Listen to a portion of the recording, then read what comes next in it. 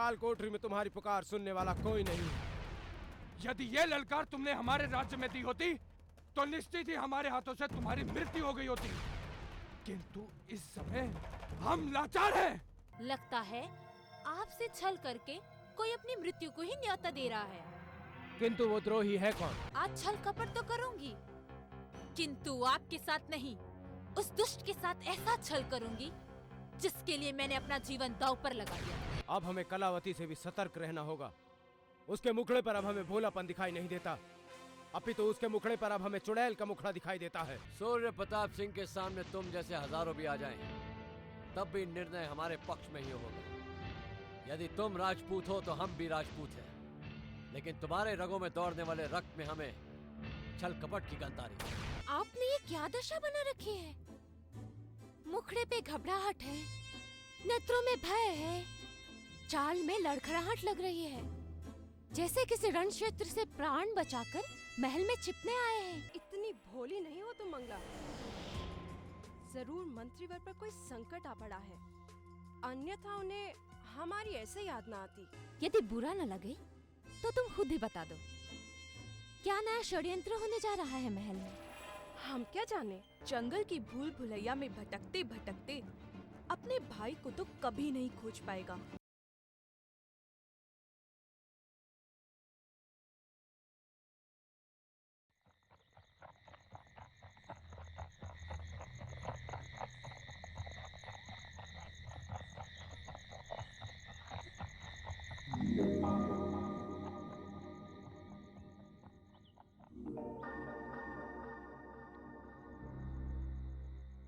युवराज,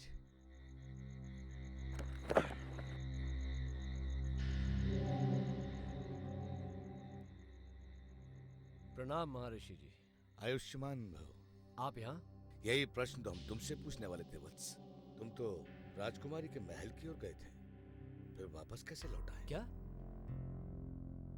हम वापस लौट रहे? हम तो समझे थे कि हम रूपनगर की ओर जा रहे हैं। हाँ वत्स, तुम लौटकर वहीं आ गए हो जहां कुछ दिन पूर्व हमें मिले थे। ये कैसी माया है महर्षि जी?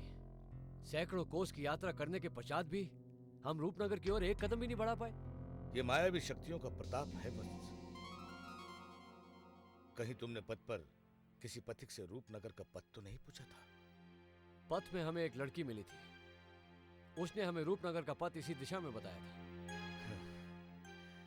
वो कोई साधारण कन्या नहीं थी वत्स, वो तो एक मायावी शक्ति थी जो मायावी रूप में तुम्हारे सम्मुख आई और तुम्हें दिग्भ्रमित करके चली गई। तुम जा तो रहे थे रूपनगर की ओर, किंतु उसने तुम्हारा पथ भटकाकर तुम्हें विपरीत दिशा में भेज दिया। हम तो समझ रहे थे कि वो मायावी शक्ति हमारी सहायता कर रही है, किंतु वो भी एक छलावा था। एक नहीं, ऐसे अनेकों छल तुम्हारे सामने और भी आएंगे वत्स, जो विविध रूप, विविध शक्तियों में मायावी निशाचर तुम्हें सैकड़ों बार दिग्भ्रमित करने का प्रयत्न करेंगे। किंतु ऐसे में तुम सतर्क रहकर अपने लक्ष्य की ओर बढ़ते रहना। यदि कोई और प्रश्न तुम्हारे मस्तिष्क में उमड़ रहा हो तो पूछो वत्स। महर्षि जी, पथ में हमें एक परी परागनी मिली थी, क्या वो भी मायावी शक्तियों का एक रूप है? नहीं वत्स, वो कोई माया नहीं वत्स, वो एक परी परागनी है जो दिव्य लोक से पृथ्वी लोक पर मनुष्यों की सहायता के लिए आई है। उसने भी हमें यही बताया था। इसका तात्पर्य यह हुआ कि परी परागनी एक सच्ची और सहायता करने वाली शक्ति है।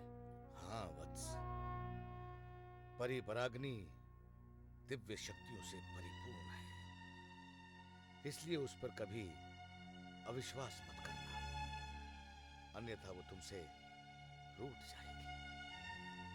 और यदि वो तुमसे रूठ गई तो तुम्हें इस पथ पर अकेले भ्रमण करना होगा, कोई तुम्हारी सहायता के लिए नहीं आएगा। भला उस परोपकारी शक्ति पर हम अविश्वास क्यों करेंगे महर्षि जी, जिसने हमारी सहायता की है?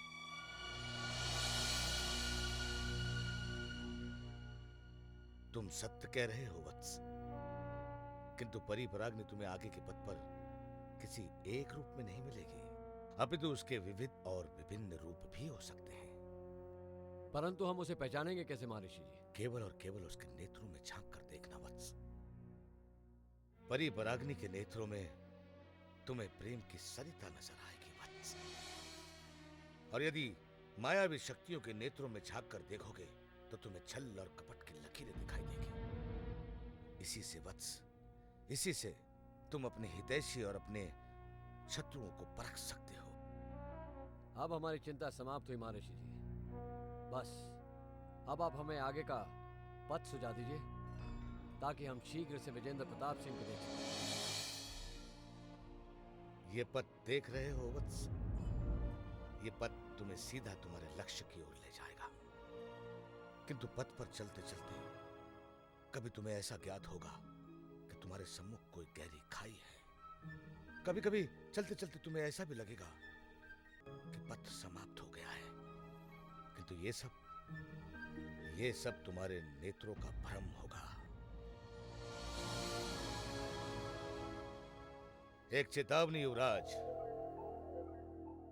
रूपनगर के पथ पर तुम्हें एक युवराज अपने एक साथी के साथ मिलेगा। वो दोनों बहुत कपटी हैं। उनकी बात पर कभी विश्वास मत करना। जोरावर, पता नहीं किस अशुभ घड़ी में हम अलकापुरी से निकले थे। हमसे बहुत बड़ी भूल हो गई। रूपनगर के लिए निकलने से पूर्व हमें अपने साथ अपने सैनिकों को भी ले लेना चाहिए था। यदि हमारी विशाल सेना हमारे साथ होती तो हम इस प्रकार भटक नहीं रहे होते। आपने तो मेरे मुख की बात छीन ली सरकार। मुझसे अब आपकी ये दशा देखी नहीं जाती। आपकी ये दशा देखकर मेरा हृदय पीड़ित हो चुका है। सरकार, कहाँ राजमहल का सुख भोगने वाला राजकुमार और कहाँ वन के पथ में पथ पथ भटक रहा है। बस जोरावर, बस। अब हम और कष्ट नहीं सह सकते। यदि हमारे पास एक अश्व होता तो हम अवश्य आगे बढ़ते। पर अब हमारे पग, हमारा शरीर, हमारा मन सब कुछ थक गया है। हमें लगता है कि हमें लौट जाना चाहिए, वरना हमारे प्राण संकट में पड़ जाएंगे। अति उत्तम, उत्तम, अति उत्तम सरकार। आपने यहाँ से लौट चलने का विचार करके बड़ी बुद्धिमत्ता दिखाई है। यदि आप जीवित रहेंगे तभी तो राजकुमारी चंद्रमुखी को अपनी महारानी बना पाएंगे। तो क्या लौट चले सरकार? चलो, चलो। अब इस जंगल से वापस लौटने के बारे में सोचना भी नहीं युवराज। ये क्या जोरावर, क्या तुम्हें भी किसी कन्या की मधुर ध्वनि सुनाई दी? हाँ सरकार, हाँ, आवाज तो सुनाई दे रही है किंतु कुछ दिखाई नहीं दे रहा है। कोई मायावी शक्ति तो नहीं है? उधर कहाँ देख रहे हो? मैं यहाँ हूँ, आपके नेत्रों के नीचे। इतनी सुंदर कन्या। हाँ। कहीं ये हमारा नेत्र भ्रम तो नहीं? नहीं सरदार, ये हमारा नेत्र भ्रम नहीं है, सत्यता है। जो आपके नेत्रों ने देखा वही मेरे नेत्र भी देख रहे हैं। आप लोगों का वापस लौटना असंभव है। यदि आपने वापस जाने की चेष्टा की तो आप सीधा परलोक सिधार जाएंगे। परलोक? परंतु क्यों? यहाँ से लौटने के पश्चात हम मृत्यु को प्राप्त हो जाएंगे। कारण है ये रूपनगर का मायावी जंगल। संसार के किसी भी कोने से लोग यहाँ आ तो सकते हैं, लेकिन अपनी इच्छा अनुसार वापस जा नहीं सकते। मायावी शक्तियों के अधीन? किंतु तुम हो कौन? दिखने में तो तुम इतनी छोटी लग रही हो, किंतु तुम्हारी जीभ इतनी लंबी है। मेरा मतलब है बोलती बहुत हो। मैं परी पराग्नि हूँ। मैं इस जंगल की सारी मायावी शक्तियों से तुम्हें सतर्क कराना चाहती हूँ। लेकिन तुम यहाँ अकेले नहीं हो, तुम्हारे जैसे 3 युवराज और हैं। हाँ जोरावर, ये लड़की सत्य कह रही है। एक युवराज वो था जो हमें उस पहाड़ी के पीछे अश्व पर दिखा था। और दूसरा युवराज वो जो हमें मूर्ख बनाकर अपने अश्व पर निकल गया था। परंतु ये तीसरा तो हमने देखा ही नहीं सरकार। तीसरा युवराज भला कैसे दिखता? वो तो रूपनगर के कारागार में बंदी है।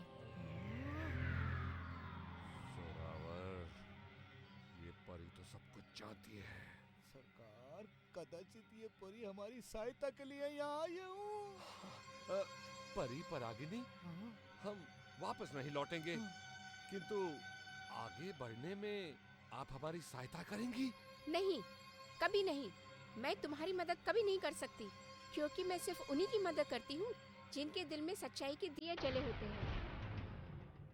किंतु तुम दोनों बुरे तो हो ही, साथ में तुम्हारा उद्देश्य भी ठीक नहीं है। मैं तुम्हारी मदद कभी नहीं करूँगी। ए परी परागिनी, तुमने युवराज भानु प्रताप सिंह को ना कहने का साहस कैसे किया? अब देखना हम किस प्रकार तुम्हें चींटी की तरह मसल देंगे। कहाँ गई, कहाँ गई जोरावर? अभी तो वो यहाँ थी। महाराज, अब आप उसे भूल जाइए। वो हमारी सहायता करने आई थी, उसने हमें सतर्क कर दिया। अब हम एक एक पग फूंक फूंक कर रखेंगे।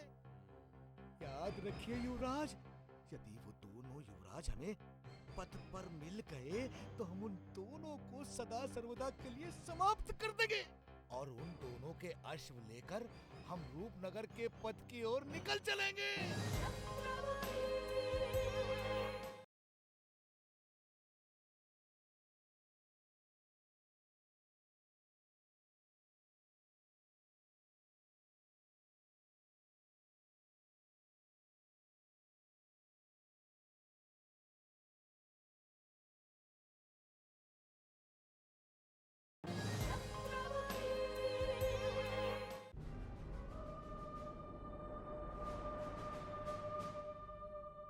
अब इतनी आसानी से हमें कोई शक्ति परास्त नहीं कर सकती महर्षि जी।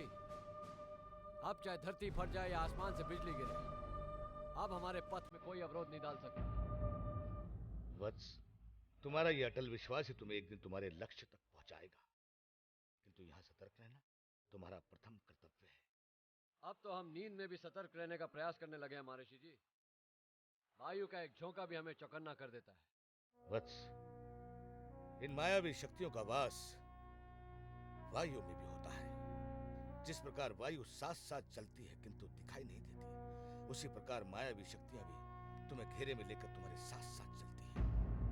यदि तुमसे किंचित भी भूल हुई तो इनसे बचना तुम्हारे लिए असंभव होता है। असंभव को संभव करने की इच्छा अब और बलवान हो गई है महर्षि जी। इसी प्रकार आपका आशीर्वाद मिलता रहा तो हमारे रक्षा कवच को तोड़ पाना किसी मायावी शक्ति के वश में नहीं होगा।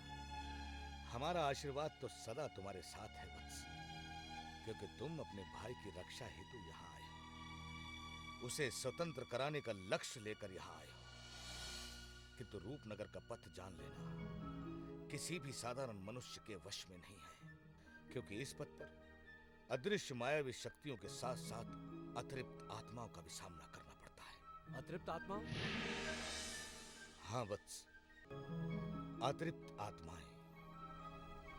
अतिरिक्त आत्माएं वो होती हैं जिनकी मृत्यु से पूर्व कोई इच्छा अधूरी रह जाती है।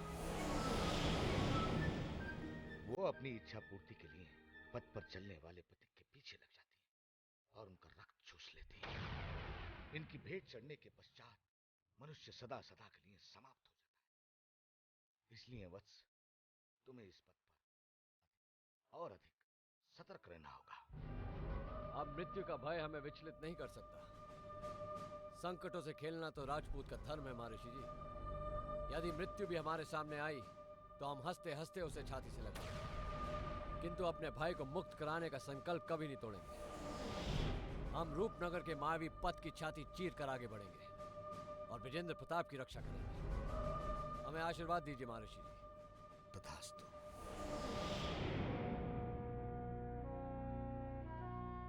हे ईश्वर, अपने भाई के प्रति जिस प्रेम और विश्वास को लेकर ये पथ पर आगे बढ़ रहा है, इसके विश्वास को बनाए रखना। इसे वन के पथ में हर बुरी शक्ति से बचाना, इसकी रक्षा करना।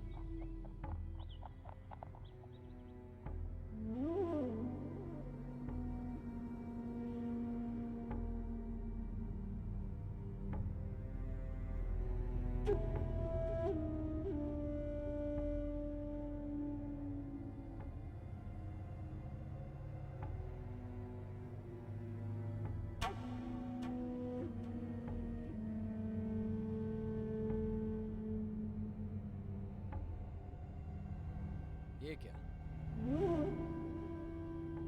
पथ यहीं समाप्त हो जाता है? आगे बढ़ने का कोई पथ नहीं है। युवराज, नहीं युवराज, अभी पथ समाप्त नहीं हुआ है, किंतु तुम्हें दिखाई नहीं दे रहा है। परिपरागी तुम? मैं तुम्हारी सहायता करने के लिए फिर से चली आई हूँ युवराज। मैं जानती थी तुम यहाँ पर भ्रमित हो जाओगे। अभी पथ समाप्त नहीं हुआ है, तुम्हें पथ समाप्त होने का भ्रम हो रहा है। तुम जैसे जैसे आगे बढ़ते जाओगे रास्ते अपने आप खुलते नजर आएंगे। ये कैसी माया है परिपरागी? जो नेत्र को दिख रहा है वो मिथ्या है और जो नहीं दिख रहा है वो सत्य है। यही तो इस जंगल का रहस्य है युवराज। जैसे जैसे तुम आगे बढ़ोगे वैसे वैसे अनेक मायावी शक्तियाँ तुम्हारे पथ पर बाधक बनने का प्रयत्न करेंगी, किंतु तुम अविचलित रहना और निडरता के साथ अपने लक्ष्य की ओर बढ़ते रहना। यदि तुम नहीं आती परिपराग्नि तो हमें आगे का पथ नहीं दिखने पर हम भ्रमित होकर वापस लौट जाते। यदि तुम पीछे लौटते युवराज तो तुम्हारी मृत्यु भी हो सकती थी। मृत्यु? हाँ, मृत्यु। यही तो इस जंगल का रहस्य है। यहाँ आगे बढ़ना जितना कठिन है उससे भी ज्यादा कठिनाई पीछे हटने में है। पथिक के पीछे हटते ही उस पर अनेक मायावी शक्तियाँ आक्रमण कर देती हैं और देखते ही देखते पथिक मृत्यु को प्राप्त हो जाता है। तुमने हमारी सहायता करके हमें एक नया जीवन दिया परिपराग्नि। यदि तुम नहीं आती तो हम विजेंद्र प्रताप को कभी देख नहीं पाते। अभी संकट टला नहीं है युवराज, मार्ग में एक और संकट आने वाला है। कैसा संकट? मार्ग में एक और युवराज और उसका साथी मिलने वाला है। वो दोनों बहुत स्वार्थी हैं। अपने स्वार्थ की पूर्ति के लिए वो दोनों किसी की भी जान ले सकते हैं। तुम उनसे सतर्क रहना और उनकी किसी भी बात पर विश्वास मत करना, अन्यथा तुम्हारा लक्ष्य अधूरा रह जाएगा। तुमने हमारी सहायता करके हमें एक नया जीवन दिया परिपराग्नि, उसके लिए हम जिंदगी भर आभारी रहेंगे। धन्यवाद। चलता हूं।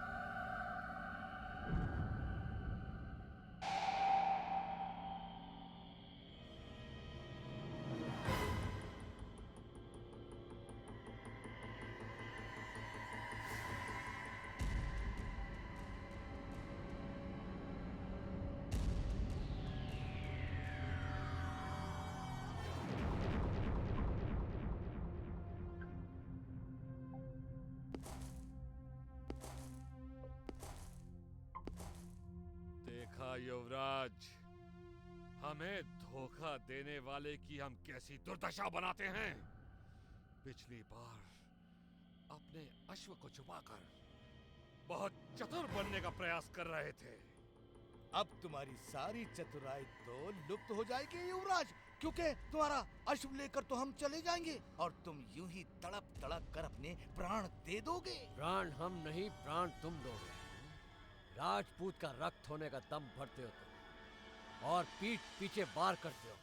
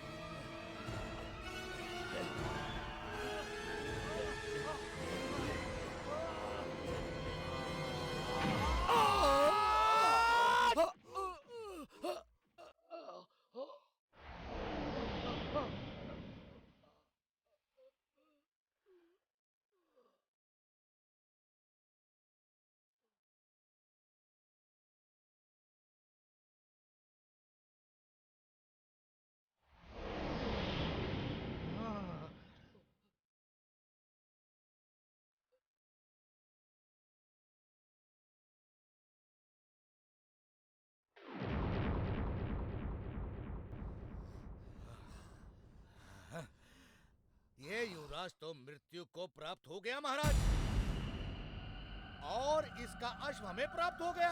अब इसके अश्व को लेकर निकल जाने में ही समझदारी है। शाबाश जोरावर, अब तुम हमारे सेनापति अवश्य बनोगे।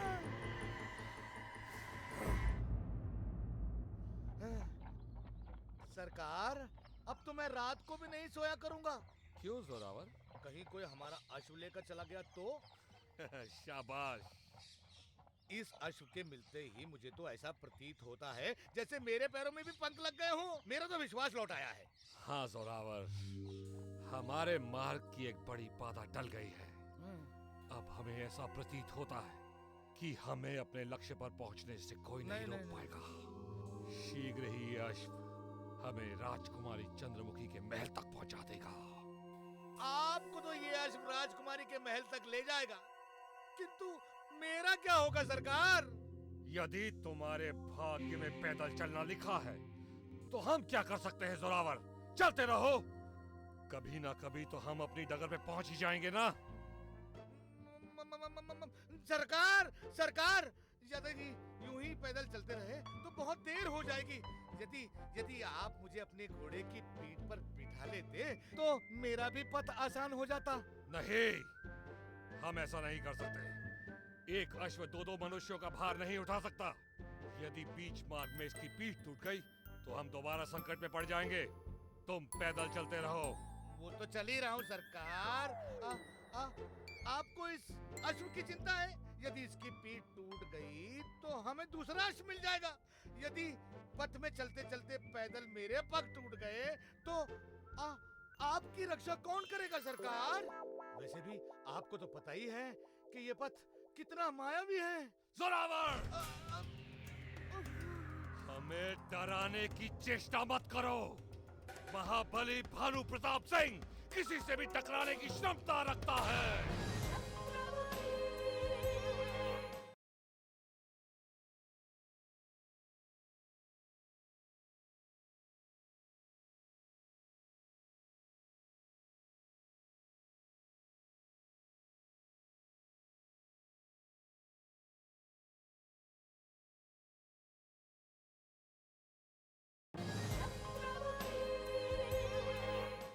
यदि तुम्हारा भाग्य प्रबल रहा तो वो दूसरा युवराज हमसे कहीं टकरा जाएगा।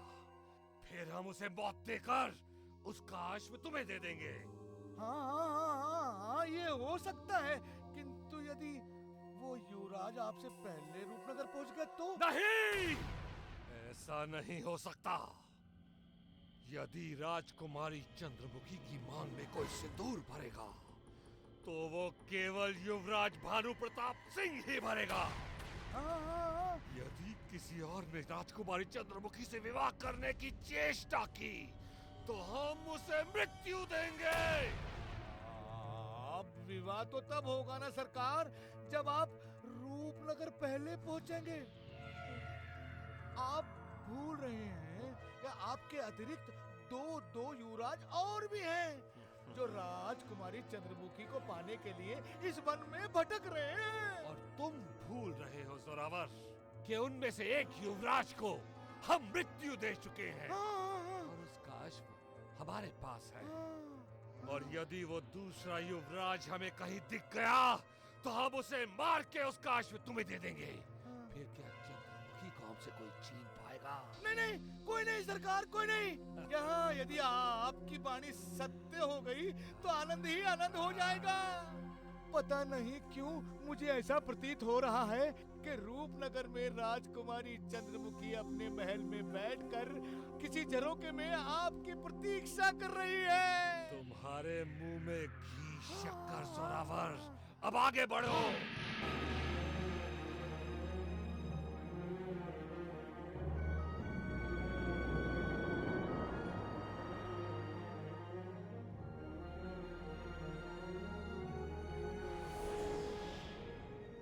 राजकुमारी चंद्रमुखी की जय हो। आओ अभिमन्यु, हम तुम्हारी ही प्रतीक्षा कर रहे थे। रूपनगर के जंगलों से क्या नया समाचार आया है? समाचार अति शुभ है राजकुमारी जी। महाराज का कथन एकदम सत्य निकला। जंगल की दिशा से हमारे राजमहल की ओर तीन युवराज तीव्र गति से आ रहे हैं। उनमें से एक युवराज से हमारी पहले ही भेंट हो चुकी है, किंतु वो युवराज हमें तनिक भी पसंद नहीं आया। अवश्य आप उसी युवराज की बात कर रहे हैं जो अपने सेवक के साथ आ रहा है। ठीक पहचाना तुमने, हम उसी युवराज के लिए कह रहे हैं। प्रथम दृष्टि पड़ते ही हमने भांप लिया था कि युवराज और उसके सेवक की नियत में खोट है। आपका कहना सत्य है राजकुमारी जी। वह युवराज चतुर ही नहीं अपितु धूर्त भी है, किंतु उसके पीछे आ रहा वह दूसरा युवराज, उसने हमें काफी प्रभावित किया है। दूर से ही देखने में वह किसी राजघराने का कुलदीपक लगता है। यदि भाग्य ने साथ दिया तो वह सुंदर सजीला युवराज महल में आने में सफल हो जाएगा। यदि ऐसा हो गया तो हमारी लंबी प्रतीक्षा का अंत हो जाएगा। किंतु सदैव की तरह डर है हमें, कहीं वो युवराज भी और युवराजों की तरह रूपनगर पहुंचने से पहले ही पथ में ही ना कहीं लुप्त हो जाए और हमारी प्रतीक्षा का कभी अंत ही ना हो। हम ये कदापि नहीं होने देंगे राजकुमारी जी। हमारे गुप्तचर जंगल के कोने कोने में फैले हुए हैं। उस युवराज पर किसी प्रकार की विपत्ति आई तो हमारे गुप्तचर उसकी रक्षा करेंगे। आपका यह सेनापति आपकी प्रतीक्षा को समाप्त करके ही चैन से बैठेगा, अन्यथा अपने प्राणों की आहुति दे देगा। हमें तुम पर पूरा भरोसा है। एक तुम ही तो हो जिसे हम अपने सारे रहस्य बता देते हैं। और आपके सारे रहस्य हमारे मन के भीतर ही रहेंगे राजकुमारी जी। आप अपने मन की छाई हुई निराशा निकाल कर फेंक दीजिए। अब भाग्य ने हमारा साथ देना आरंभ कर दिया है। देखना, शीघ्र ही आपकी इस राजमहल से डोली उठने वाली है।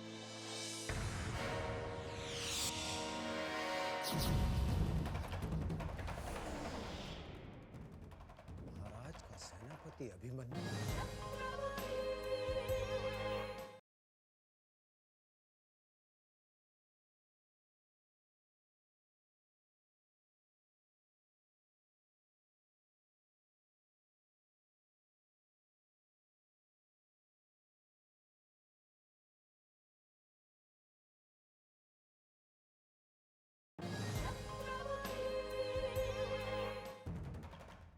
महाराज का सेनापति अभिमन्यु इस कलावती से महल के इस कोने में क्या गुप्त बातें कर रहा है?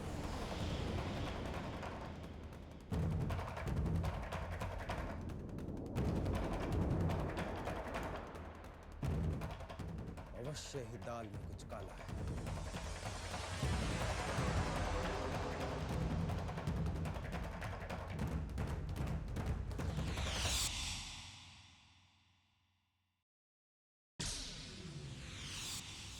मंत्रीवर, आप सुना तो था आप महल में वापस लौट आए हैं, किंतु आप महल छोड़कर वापस गए ही क्यों थे? सेनापति जी, जब समय बुरा होता है तो कहते हैं परछाई भी साथ छोड़ देती है। हमारी स्वामी भक्ति महल के दरबारियों को पसंद नहीं आई और छल कपट का सहारा लेकर उन्होंने हमें महल से दूर कर दिया, किंतु सच्चाई को तो एक दिन सामने आना ही था। तुम्हारी सच्चाई कौन नहीं जानता रणवीर सिंह। तुम एक ऐसे नाग हो जिसे महाराज कितना भी दूध पिला दें, किंतु अंत में तुम विष ही उगलोगे। क्या सोच रहे हैं सेनापति जी? क्या हमें महल में देखकर आपको अच्छा नहीं लगा? ये क्या कह रहे हैं आप मंत्रीवर? आपको देखकर हमें इतनी प्रसन्नता हो रही है कि हमारे पास कहने के लिए शब्द ही नहीं है। आपके मन में हमारे लिए अभी भी इतना स्थान बचा है, ये देखकर बहुत प्रसन्नता हुई सेनापति जी। इस महल में महाराज के विश्वास पात्र आप और हम ही हैं। अधिकतर अधिकारी महाराज और राजकुमारी जी के शत्रु हैं, किंतु महाराज ये नहीं जानते। हम इस षड्यंत्र से एक दिन पर्दा उठाकर रहेंगे, क्योंकि हमने महाराज का नमक खाया है। आपकी स्वामी भक्ति पर भला कौन उंगली उठा सकता है मंत्रीवर? आप ठीक कहते हैं, किंतु आप जैसे बड़े अधिकारी को छोटे मोटे लोगों के मुंह नहीं लगना चाहिए सेनापति जी। कलावती आपसे कद में बहुत छोटी है, फिर क्या बातें कर रहे थे आप उससे? कलावती से बातें कर रहा था? कौन सी बातें? यदि नहीं चाहते तो मत बताइए, किंतु इतना याद रखिए, ये छोटे लोग किसी के सगे नहीं होते। आपका कहना सही है मंत्रीवर। कलावती हमारे कार्यों की प्रशंसा करके हमसे उपहार पाने की उम्मीद रखती थी, किंतु हमने इसकी बातों को कोई महत्व नहीं दिया। हमें महाराज ने आवश्यक कार्य से याद किया है। हम चलते हैं।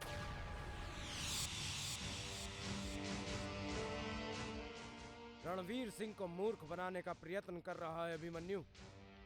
कलावती के साथ मिलकर हमारे विरुद्ध कोई षड्यंत्र रच रहा है, किंतु तू रणवीर सिंह के चक्रव्यूह में फंस चुका है, जिसे तोड़ने के लिए तुझे दूसरा जन्म लेना होगा।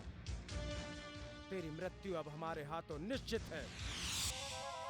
आज किस उधेड़पुन में डूबे हैं हमारे कुंवर साहब? अच्छा हुआ ज्वाला तुम आ गई। इस समय हमें तुम्हारी बहुत आवश्यकता थी। पूरा न मानना कुंवर, पर तुम हो बहुत ही स्वार्थी। जब ज्वाला की आवश्यकता होती है तो तुम्हें हमारी याद भी आ जाती है, पर जब कार्य निकल जाता है तो इस प्रकार भूल जाते हो ज्वाला को, जैसे कभी जानते ही नहीं थे। अब हम तुम्हें कैसे समझाएं कि हम तुम्हें कभी भूले ही नहीं थे? हम तुम्हें बता तो चुके हैं, महल छोड़कर जाना हमारी व्यवस्था थी। छोड़िए इन पुरानी बातों को। ये बताइए कि आज ऐसी कौन सी नई बात हो गई कि सूरत इस प्रकार लटका रखी है? कलावती हमारे पथ का कांटा बनती जा रही है, जिसकी चुभन की पीड़ा अभी से हमारे पाँव में होने लगी है। तो उस पीड़ा को समाप्त करना हमारा कार्य है कुंवर। घबराओ मत, ज्वाला की आग उस चुभते हुए कांटे को जलाकर भस्म कर देगी। हमें बताओ, अब कौन सा नया गुल खिलाया है उस कलावती ने? अब कलावती महाराज के विश्वास पात्र सेनापति अभिमन्यु से जा मिली। हमने खुद उन्हें महल के एकांत में छुप छुप कर बातें करते देखा है। उस कलावती के भोले मुखड़े के भीतर छिपे उस चुड़ैल के चेहरे को आज तुमने देख ही लिया कुंवर। क्या कह रही थी वो अनाथ कलावती उस अभिमन्यु से? उनकी बातें तो हम नहीं सुन पाए ज्वाला, किंतु दूर से उनके हाव भाव परखने के पश्चात हमने पाया कि वो अवश्य ही कोई षड्यंत्र रच रहे हैं। षड्यंत्र? कैसा षड्यंत्र? इसका पता लगाना तुम्हारा कार्य है ज्वाला। तुम तो वो ज्वाला हो, यदि चाहो तो पानी में भी अग्नि लगा सकती हो। वाह कुंवर, स्त्री के मन को जीतना तो कोई तुमसे सीखे। तुम्हारे इस मुखड़े पर तो हम अपने प्राण भी न्योछावर कर दें, इसलिए तुम्हें ना नहीं कहेंगे। हमें पूरा भरोसा था ज्वाला कि इस बुरे समय में तुम हमारा साथ अवश्य दोगी, और यदि इसी तरह तुम अपना सहयोग हमें देती रही तो एक दिन तुम्हारे गले में हमारे नाम की वरमाला अवश्य होगी। प्रसन्नता हुई सुनकर, किंतु हमें तुम पर विश्वास नहीं है कुंवर। यदि तुमने अपनी इस प्रतिज्ञा को पूरा किया तो ये ज्वाला तुम्हारे लिए अपने प्राण तक न्योछावर कर देगी, पर यदि हमारे साथ छल करने का प्रयत्न किया तो याद रखना कुंवर, ये ज्वाला की आग जलाकर तुम्हें भी भस्म कर सकती है। हम पूरे रूपनगर को छल सकते हैं ज्वाला, किंतु तुम्हें नहीं, क्योंकि तुम तो हमारे मन की मूरत हो। अब जाओ और जाकर उस कलावती के गुप्त रहस्य का पता लगाओ। तो समझो, कलावती के उस गुप्त रहस्य को अभिमन्यु के मुंह से छीन कर लाना ज्वाला के अब बाएं हाथ का कार्य है। अब अभिमन्यु ज्वाला के इस चक्रव्यूह में फंस चुका है।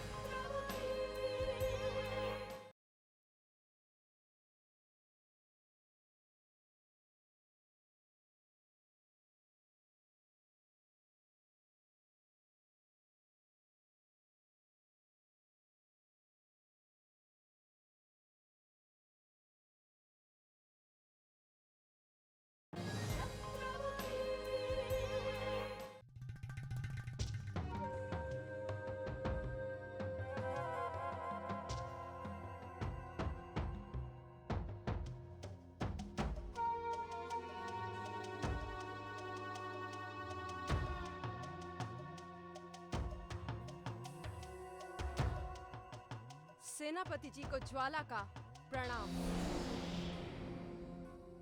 ज्वाला तुम कहो कोई कष्ट तो नहीं? आपके रहते हुए हमें कैसा कष्ट सेनापति जी? आपको यो महल में अकेले खड़े देखा तो आपसे मिलने चले आए, किंतु आप इतने चिंतित क्यों दिखाई पड़ रहे हैं? कहीं आपको उस कलावती ने कुछ कहा तो नहीं? कलावती ने? हाँ, कलावती ने। वो सदैव इधर की बातें उधर करती रहती है। सेनापति जी, उसकी बातों में कभी ना आइएगा, चुगलखोर है। किंतु आपसे अधिक तो नहीं होगी। ये आप क्या कह रहे हैं सेनापति जी? जितना अच्छा कलावती को हम जानते हैं, आप नहीं जानते। उसकी मीठी मीठी बातों में सब आ जाते हैं। कहीं आपने उसे अपना कोई गुप्त रहस्य तो नहीं बता दिया? हमें कलावती से मिले बहुत दिन हो गए हैं ज्वाला। फिर वो हमारा रहस्य क्या जानेगी? और फिर हमारे पास कोई ऐसा रहस्य भी तो नहीं जिसके खुल जाने का हमें भय हो। झूठ क्यों बोल रहे हैं सेनापति जी? कल ही तो आप एकांत में उस कलावती से छुप कर बातें कर रहे थे। हमने स्वयं अपनी आंखों से आप दोनों को बातें करते हुए देखा है। तुम कहना क्या चाहती हो ज्वाला? कुछ भी नहीं सेनापति जी, पर यदि आप बुरा ना माने तो क्या हम आपसे पूछ सकते हैं कि वो कलावती आपसे कह क्या रही थी? ज्वाला ने हमें राजकुमारी चंद्रमुखी से मिलते हुए अवश्य देख लिया, किंतु हमारी बातें नहीं सुनी होंगी। इससे सतर्क रहकर पीछा छुड़ाना होगा।